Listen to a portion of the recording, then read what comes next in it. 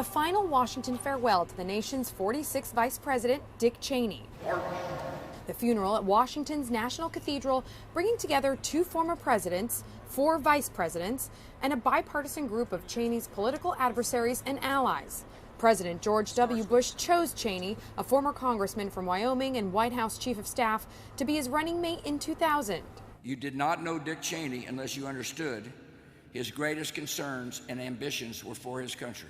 In the aftermath of 9/11, Cheney was criticized for the administration's controversial surveillance and interrogation tactics, and for the war against Iraq's Saddam Hussein. We believe he has, in fact, reconstituted nuclear weapons. That turned out to be false and prompted swift backlash against the Bush administration.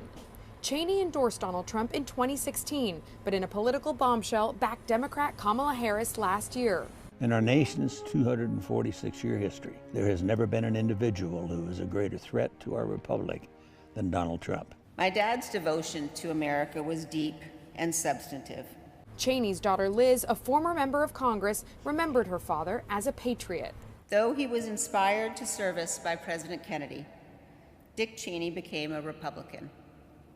But he knew that bonds of party must always yield to the single bond we share as Americans. For him, a choice between defense of the Constitution and defense of your political party was no choice at all. Trump notably hasn't commented on Cheney since the former vice president passed away November 3rd. Vice President J.D. Vance offered his condolences today. He was a guy who served his country. We certainly wish his family all the best in this moment of grieving. A senior White House official confirmed to NBC News that neither President Trump nor Vice President Vance were invited. Those who did attend, Presidents George W. Bush and Joe Biden, and Vice Presidents Dan Quayle, Al Gore, Mike Pence, and Kamala Harris. Monica Alba, NBC News, Washington.